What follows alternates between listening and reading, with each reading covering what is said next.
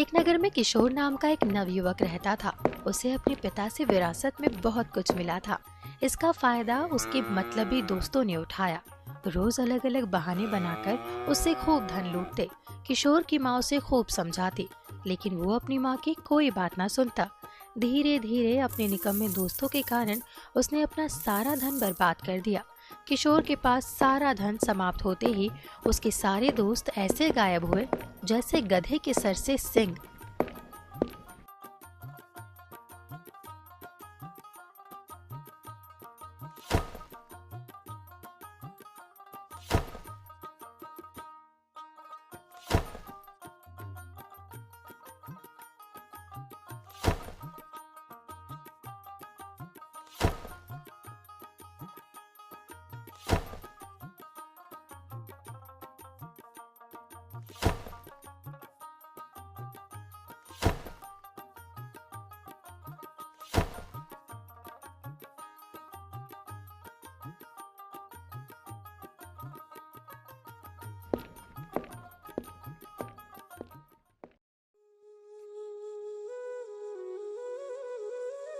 बेटा, दुखी होने से अब कोई लाभ नहीं है। जो होना था वो तो हो चुका। अगर तुमने मेरी बात मानी होती तो आज तुम्हें ये दिन नहीं देखना पड़ता। माँ, मुझे इतना दुख तो धन के समाप्त होने का नहीं है जितना मेरे दोस्तों का मुझे धोखा देने का है। माँ, मुझसे गलती हो चुकी है, किंतु अब मैं क्या करूँ? अभी भी देर नहीं हुई है। तुम चिंता मत करो। मेरे पास कुछ जेवर है। तुम उन्हें बेचकर कुछ काम धंधा शुरू करो। लेकिन खबरदार, अब अगर तुमने किसी मतलबी इंसान को अपना दोस्त बनाया तो। ठीक है माँ, अब जो तुम कहोगी मैं वही करूँगा।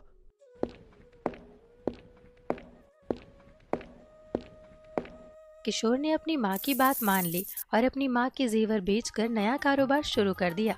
कुछ ही दिनों में उसका कारोबार बहुत ही अच्छा चलने लगा। लेकिन अब अपने पुराने दोस्तों से मिलने की आदत की वजह से किशोर बेचैन रहने लगा।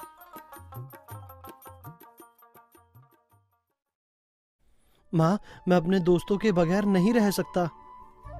तुम अगर दोस्तों के बिना नहीं रह सकते तो मेरी एक बात मान लो। तुम रोज एक नए दोस्त के साथ अपना समय गुजार लिया करो। एक बार किसी दोस्त के साथ खाना खाने के बाद तुम ना तो दोबारा उसके साथ कभी खाना खाना और ना ही उसे कभी अपने घर बुलाना। नगर के दोस्तों के साथ तो मैं ऐसा नहीं कर सकता कि उनके साथ कोई मतलब ना रखूं। इसीलिए मैं ऐसा करता हूं कि यहाँ नगर में आने वाले नए मुसाफिरों से ही हर रोज किसी न किसी को अपने घर ले आया करूंगा। उन्हें खाना खिलाकर सुबह विदा कर दूंगा। तुम्हें जैसा ठीक लगे तुम वैसा कर सकते हो। अगले ही दिन किशोर शाम को नगर में प्रवेश करने के मार्ग पर जाकर खड़ा हो जाता है और जो कोई भी मुसाफिर उसे वहां से जाता दिखाई देता वो उसे मित्र बनाकर सम्मान पूर्वक अपने घर ले जाता है। उसे घर में खाना खिलाता है, ढेर सारी बातें करता और सम्मान पूर्वक सुबह विदा कर देता।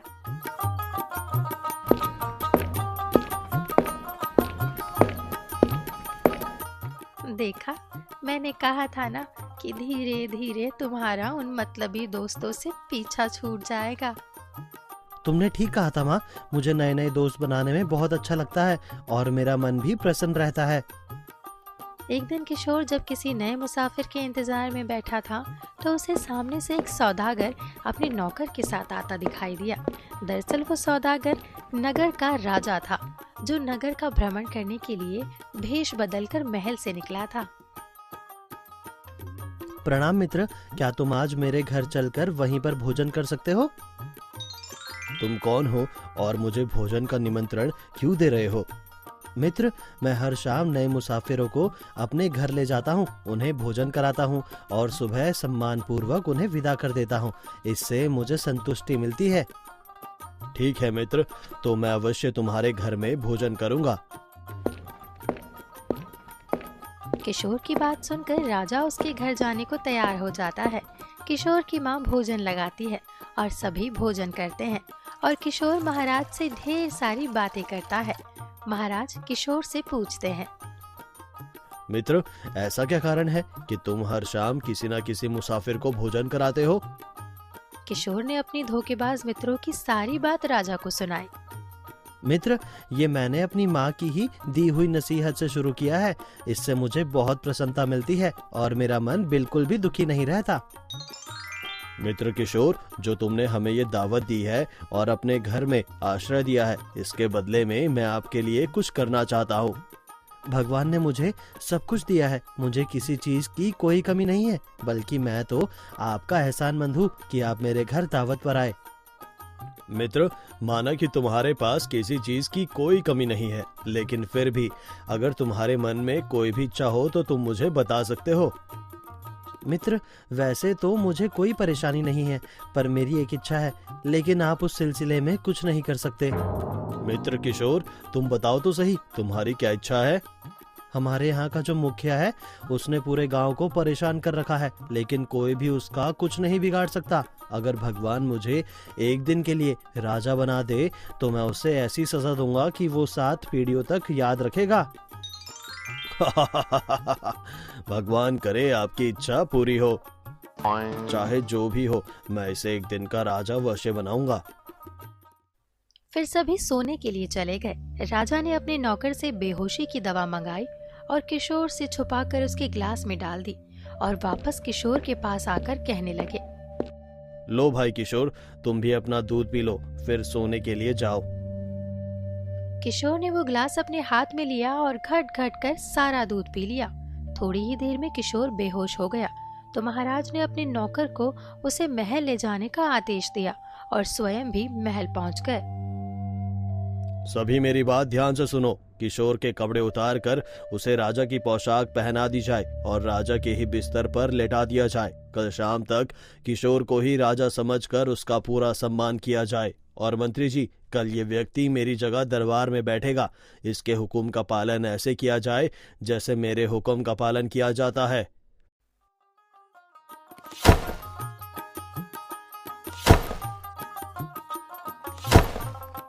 महाराज की आज्ञा का पालन किया गया। किशोर को शाही पोशाक पहनाकर बिस्तर पर लेटा दिया गया। सुबह हुई तो एक नौकर ने किशोर को जागते हुए कहा, महाराज की जय हो। महाराज, सुबह हो गई है, अब आप स्नान करके दरबार में चलने के लिए तैयार हो जाएं। किशोर ने ये सुना तो वो सन्न रह गया। इधर उधर देखकर सोचने लगा, ये मैं कहाँ गया हूँ और ये कौन है जो मुझे जगा रहा है? मैंने ये किस प्रकार के वस्त्र पहने हैं? कहीं मैं स्वप्न तो नहीं देख रहा? हाँ, कल सौदागर से बात करते हुए राजा का जिक्र किया था। लगता है मैं वही स्वप्न देख रहा हूँ। राजा साहब, जल्दी से उठिए, सभी दरबारी आपका इंतजार कर रहे हैं। क्या भगवान ने मुझे सच में राजा बनवा दिया? किंतु ऐसा कैसे हो सकता है? देखो भाई, तुम्हें कोई गलतफहमी हुई है, मैं कोई राजा वाजा नहीं हूँ। ये कैसे हो सकता है महाराज कि मैं आपका गुलाम आपको भूल जाऊं? लगता है आज आपने कोई बुरा सपना देखा है। किशोर को कुछ भी समझ नहीं आ रहा था कि कल तक वो एक सामान्य व्यक्ति था और आज अचानक राजा कैसे बन गया। लेकिन उसने नौकर की बात मान ली और तैयार होकर दरबार पहुंच गया।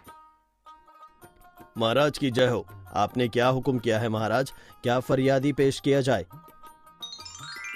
सर्वप्रथम मेरा आदेश है कि इस नगर के मुखिया को देश निकाला दे दिया जाए और उसे कहा जाए कि ये तुम्हारी सजा है जो तुमने राजगढ़ के गांव वालों को परेशान कर रखा है।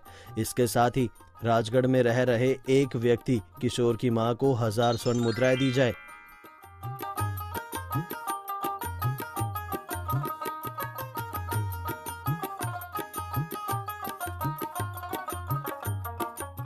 राजा बने किशोर की आज्ञा का पालन हुआ।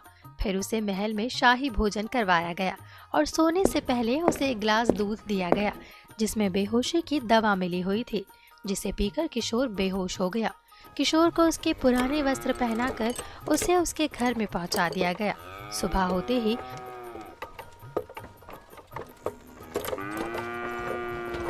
किशोर की आंख खुली तो वो आश्चर्य में पड़ गया।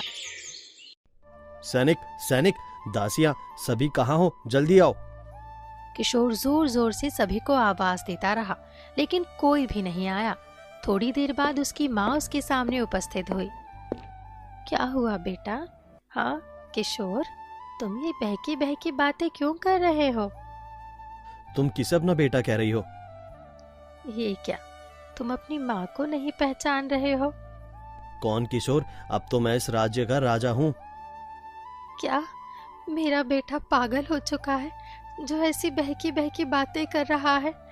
बेटा किशोर, तुम ऐसी पागलों वाली बातें मत करो। अगर किसी ने सुन लिया तो हमारी शामत आ जाएगी। और तुझे पता भी है, इस राज्य के राजा ने मुसाफिरों को भोजन कराने के लिए हमें इनाम में 1000 स्वर्ण मुद्राएं दी है। माँ, मैं ही तो राजा हूँ। मैंने ही तो आपको 1000 स्वर्ण मुद्राएं देने का आदेश दिया था। बेटा किशोर, अगर तुम्हारी ऐसी अजीब बातें पड़ोसियों ने सुन ली तो वो तुम्हें पागल खाने डलवा देंगे। क्या मैं सच में किशोर हूँ? हाँ बेटा, तू मेरा बेटा किशोर है। किशोर को कुछ भी समझ नहीं आ रहा था और अब वो बहुत परेशान रहने लगा। ना तो कारोबार को देखने जाता और ना ही नए मुसाफिरों को भोजन करवाता।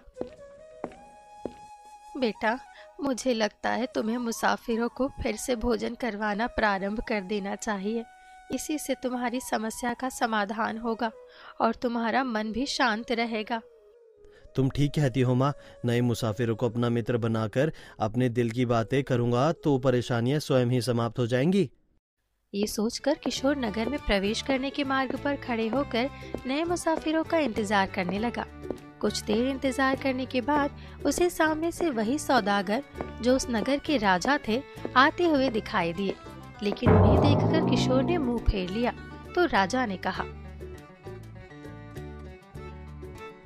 किशोर, पुरानी बातें भूल जाओ। मैं आज रात भी तुम्हारे घर पर ही बिताना चाहता हूँ। नहीं, मैं आपको अपने घर नहीं ले जा सकता। आपको घर ले जाने के कारण ही मेरे साथ कुछ अजीब घटनाएं होने लगी। मैं जानता हूँ तुम्हारे साथ क्या क्या हुआ। लेकिन आपको कैसे पता कि मेरे साथ क्या हुआ? किशोर, दरअसल मैं ही इस नगर का राजा हूँ। मैं ही भेष बदल कर नगर के भ्रमण पर निकला था तो तुम्हारे घर आया था और मैंने ही तुम्हारे दूध में बेहोशी की दवा मिलाकर तुम्हें अपने महल में पहुंचा दिया था। महाराज ने बाकी सारी कहानी विस्तार पूर्वक किशोर को बताते हुए कहा, क्योंकि तुम एक दिन के राजा बनकर मुखिया को दंड देना चाहते थे, इसीलिए मैंने तुम्हें एक दिन का राजा बनाया था। परंतु सच मानो तो तुम एक बहुत ही सच्चे और ईमानदार इंसान हो, इसीलिए मैं चाहता हूँ कि तुम मेरे महल चलकर नौकरी करो। आपका बहुत बहुत धन्यवाद महाराज। आपने तो मेरी सारी परेशानियां दूर कर दी। महाराज, आप सच में बहुत दयालु हैं। मैं अवश्य ही आपके महल में नौकरी करूंगा। अगले ही दिन से किशोर ने महल में नौकरी करना शुरू कर दिया। अब किशोर और उसकी माँ के दिन बड़े ही सुख से गुजरने लगे।